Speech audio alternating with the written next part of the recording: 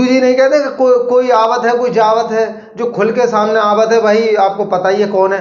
तो वैसे ये सबसे बेहतर चेहरा है, आप ये समझ लीजिए, क्योंकि ये जो है बाबा साहब अंबेडकर के मिशन को भी फॉलो कर रही हैं। वो इस तरीके से है कि नए किरदार आते जा रहे हैं मगर नाटक पुराना चल रहा है। ये दोस्तों इंडिया गठबंधन, जो कि महागठबंधन बोल रहे हैं जिसे, लेकिन इसमें एक चीज अभी भी मिसिंग है और बहुत ज्यादा इस पर लगातार चर्चा हो रही है और भी चीजें यहां पर उठती हुई दिखाई दे रही हैं कि ये आखिर इंडिया गठबंधन का प्रधानमंत्री का चेहरा कौन हुआ। अब ये दिक्कत यहां पर है क्योंकि हर कोई चाहता है कि मैं प्रधानमंत्री बनूं इसमें, क्योंकि मुझे तो ऐसा लगता है कि हर कोई इसी शर्त पर इस इंडिया गठबंधन से जुड़ा है कि क्योंकि उसे लगता है कि मुझे प्रधानमंत्री बनाया जाएगा। जैसा कि आप अखिलेश जी से पूछ लीजिए कि आपके हिसाब से कौन इंडिया गठबंधन का प्रधानमंत्री का चेहरा होना चाहिए, तो वो कहेंगे कि मैं ही होऊंगा और कौन होगा, मुझसे बेहतर और कौन है यहाँ पर। तो आप इस बात से समझ सकते हैं कि हर कोई ये कह रहा है कि मैं ही प्रधानमंत्री बनूंगा।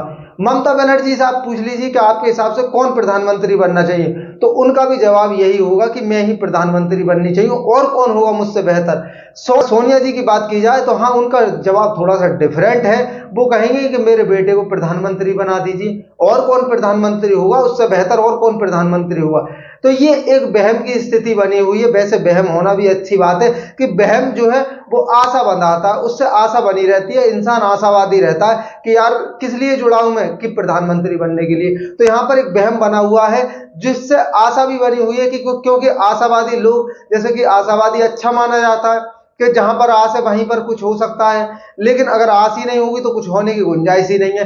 लेकिन आपको बता दूं यहाँ पर होने की तो कुछ गुंजाइश ही नहीं है, यहाँ पर थोड़ी सी आस है जो कि वहम है, आस भी नहीं है, जो कि पूरी तरीके से काला अंधा वहम है कि हम प्रधानमंत्री बन सकते हैं। अब इस तरीके का क्योंकि उन्हें पता है कि सामने मोदी जी हैं।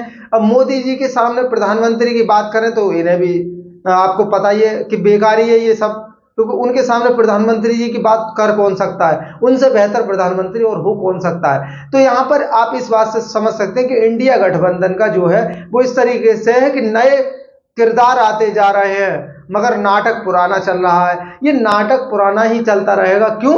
क्योंकि अभी तक इनका डिसाइड हो नहीं पाएगा और डिसाइड हो भी नहीं पा रहा है। कोई आ रहा है कोई जा रहा है।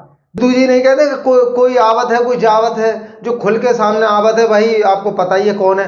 तो फिर जो भी है, लेकिन यहाँ पर हर कोई ये चाहता है कि मैं प्रधानमंत्री की बाकायदा रेस में हूं। इससे पहले बहन जी मायावती जी की भी बात हुई थी। मायावती जी ने साफ कह दिया था कि मैं इंडिया गठबंधन का हिस्सा नहीं बनना चाहती, क्योंकि मैं अकेले लड़ूंगी और अकेले लड़ने से मुझे बेनिफिट हो सकता है। लेकिन हर कोई चाहता है कि वो उनके साथ लड़े, लेकिन वो नहीं चाहती कि हम उनके साथ लड़ पाए। अब यहाँ पर बीएसपी के मिनिस्टर ने ये चीज मेंशन कर दी है कि बहन जी तब इंडिया गठबंधन का हिस्सा होंगे अगर इंडिया गठबंधन ये माने कि प्रधानमंत्री जी जो हैं उनके लिए सबसे उचित प्रधानमंत्री का चेहरा जो होंगी वो मायावती जी होंगी, बहन जी होंगी। वैसे ये सबसे बेहतर चेहरा है, आप ये समझ लीजिए, क्योंकि ये जो है बाबा साहब अंबेडकर के मिशन को भी फॉलो कर रही हैं और इधर दूसरी साइड जो है कि काशीराम जी के भी पद चिन्हों पे चल रही है। तो सबसे बेहतर मैं समझता हूं इंडिया गठबंधन के लिए अगर सबसे बेहतर कोई प्रधानमंत्री हो सकता है तो वो है बहन जी। बहन जी से बेहतर कुछ नहीं हो सकता। तो जय भीम।